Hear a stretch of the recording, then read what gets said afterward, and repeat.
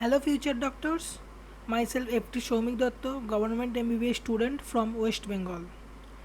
पहली वीडियो में मैं बताया था नीट 2024 में वेस्ट बंगाल और उत्तर प्रदेश में काट ऑफ कितना जा सकता है। आज के वीडियो में असम स्टेट पर काट ऑफ कितना जा सकता है नीट 2024 पर, वो चलो देख लेते हैं।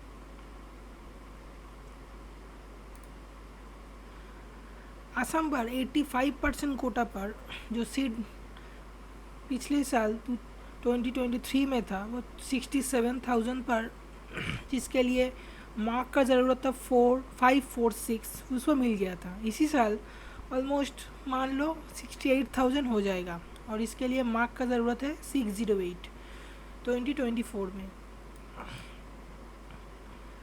ओबीसी के लिए पिछले साल 1,88,000 पर मिल गया था, जिसके लिए रैंक मार्क्स जिसको 430 मिला था उसको मिल गया था। इसी साल मोर ओवर तुम 1,90,000 जिसको मिला है ऑलमोस्ट 510 मार्क्स 2024 पर, उसको मिल जाएगा। और ये है 85% कोटा। बहुत लोगों को पता है 85% कोटा क्या है और बहुत को पता तुम लोगों को नहीं है 85% कोटा क्या है। 85% कोटा मतलब है ऑल इंडिया तुम जो रैंक आया है उसके 15% तुम्हारा स्टेट के अलावा इंडिया का कोई भी स्टेट पे काउंसलिंग करा सकते हो, और 85% Kota only valid for your own state. अब ईडब्ल्यूएस में 2023 पर 2,14,000 पर सीट मिल गया था, जिसके लिए रैंक का ज़रूरत था 411, और इसी साल ऑलमोस्ट सिमिलर ही रहेगा। अगर ये बात तुम लोगों को पता नहीं है, ये बात मैं बोल देता हूँ। रैंक जो है ना, रैंक ऑलमोस्ट हर एक मेडिकल कॉलेज पर हर साल सिमिलर रहता है। रैंक का कोई ज़्यादा वेरिएशन नहीं होता। क्यों नहीं होता? क्योंकि सीट का अगर इंक्रीमेंट नहीं होगा, अगर सीट इंक्रीज नहीं होगा तो रैंक कैसा चेंज होगा।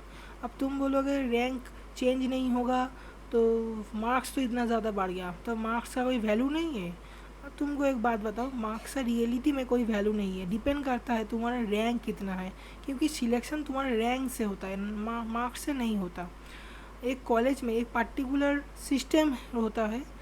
पिछले साल, उसके पहले साल क्या रैंक पर काउंसलिंग हुआ था, क्या रैंक पर सीट मिला था, उसको मेंटेन करने के लिए वो मेंटेन रहता है ऑलमोस्ट। जब देखो कभी कभी बहुत ज़्यादा सीट इंक्रीज़ कर जाता है, बहुत मार्क्स कम पर मिल जाता है, उसके मतलब है उस कॉलेज पर ज़्यादा बच्चे एडमिशन नहीं ले रहा है।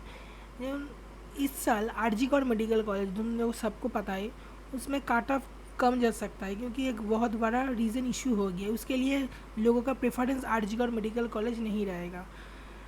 अब इसके मतलब है उस कॉलेज में जो रैंक था, उस रैंक के जो मार्क्स का ज़रूरत था उससे बहुत कम मार्क्स पर जो जिसको मिला है उसको आरजीकर मेडिकल कॉलेज मिल जाएगा।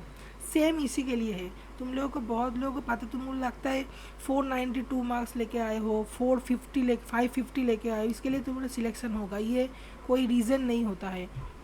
ओनली डिपेंड करता है तुम्हारा रैंक कितना है, और उसके साथ तो मार्क्स वेरिएशन होगा ही। मार्क्स वेरिएशन का रीज़न बहुत सारे हो सकते हैं। उसके इंटेलिजेंस लेवल, तुम लोगों का इंटेलिजेंस लेवल बहुत बढ़ रहा है। ड्रॉपर जो हो जब बहुत ज़्यादा बढ़ने लगता है, वो एक चीज़, एक बुक्स, एक एनसीईआरटी, सेम स्ट्रेटजी, बहुत बेहतरीन स्ट्रेटजी बहुत बार रिवाइज करने के बाद इंसान का इंटेलिजेंस लेवल बहुत ज़्यादा इंक्रीज़ हो जाता है। सब लोगों का इंटेलिजेंस लेवल थोड़ा थोड़ा करके बहुत ज़्यादा इंक्रीज़ हो गया, सो मार्क्स इसलिए ज़्यादा आया। इसके मतलब नहीं इस मार्क्स पर सिलेक्शन एकदम पक्का से पक्का हो जाएगा।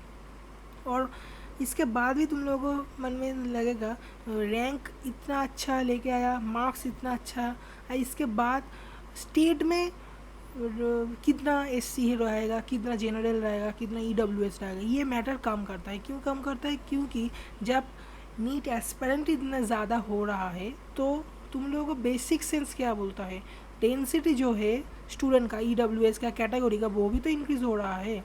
सेम उसी मैनर के अकॉर्डिंग स्टेट में भी इंक्रीज हो रहेगा। तुम लोग ऐसा सोचते हो तुम जिस स्टेट से हो उस स्टेट के अलावा सब स्टेट पर रैंक बढ़ रहा है, स्टूडेंट बढ़ रहा है, सिर्फ तुम लोगों को स्टेट पर स्टूडेंट नहीं बढ़ रही, यही तो सोच है। इसलिए तुम लोग बोलते हो एससी जनरल का डेंसिटी तो कम हो सकता है, ऐसे नहीं होगा। डेंसिटी ऑलमोस्ट हर साल बढ़ता ही रहेगा। कभी कम हुआ है? यूट्यूब का वीडियो का व्यूज़ देखा है कभी कम होता हुआ? सेम ये भी नहीं होगा, ये भी बढ़ता ही रहेगा। ये बेसिक नॉलेज लॉजिक है एंड ये एप्लीकेबल होगा एंड ये एक्सेप्ट कर लो। EWS के लिए 216 जिसको मिल सकता है 2,16,498 मार्क्स पर, उसको मिल जाएगा। और जो इस चैनल पर नए हो तो सब्सक्राइब कर दो, ऐसा ऐसा वीडियो आता रहेगा।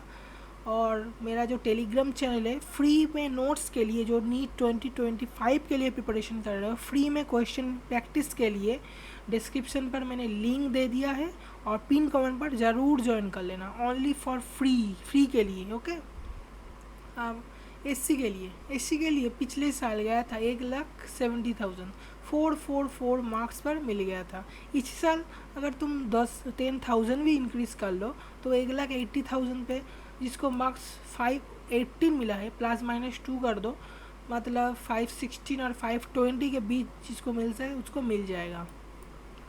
नेक्स्ट एसटी के लिए, असम में एसटी के लिए पिछली साल 3,94,186, 3,94,000 पर मिल गया था, 3,1 मार्क्स पर। इसी साल तुम 4 लाख मान लो, इंक्रीमेंट तो हो रहा है ना, सीट भी तो बढ़ रहा है। 4 लाख तुम मान लो 387 पर ±2 कर लो, सिलेक्शन हो जाएगा। पीडब्ल्यूडी के लिए रैंक बहुत ज़्यादा कम जाता है, 10 लाख के आसपास रैंक था, मार्क्स की ज़रूरत था 136। पीडब्ल्यू सीट के लिए, पीडब्ल्यू सीट में बहुत सारे वेरिएशन हो सकता है, क्योंकि अगर स्टूडेंट बहुत ज़्यादा हो तो ये जो मार्क्स तुम देख रहे हो मार्क्स इंक्रीज़ हो सकता है, ये जो रैंक वो डिक्रीज़ हो सकता है। अगर स्टूडेंट बहुत कम हो तो ये मार्क्स बहुत कम होगा एंड ये जो रैंक है वो इंक्रीज़ हो जाएगा। यही बेसिक सा नॉलेज है। और जो तुम लोग नीट 2025 के लिए प्रिपरेशन कर रहे हो और जिसको डेली क्या पढ़ना है, कौन सा सब्जेक्ट डेली पढ़ना है, कैसे पढ़ना है, कहाँ कौन सा सोर्स से पढ़ना है, वो सब के लिए मेरा एक टेलीग्राम चैनल पर 365 डेज़ का एक शेड्यूल में पोस्ट करता हूँ हर रोज़। वो तुमको पाने के लिए डिस्क्रिप्शन पर मैंने नीट स्टडी शेड्यूल करके एक लिंक दे दिया, उस पर क्लिक करके ज्वाइन कर लो। तो आज का वीडियो यहीं तक। और हाँ, तुम अगर असम के अलावा भी और कोई स्टेट से हो, स्टेट वाइज जो नीट का कट ऑफ आ रहा है वो आता रहेगा। अभी 3 स्टेट कंप्लीट हुआ, वेस्ट बंगाल, बिहार हुआ है, यूपी हुआ है एंड असम हुआ है। नेक्स्ट बाकी स्टेट भी बहुत जल्दी आने वाला है। Okay, take care, all the best.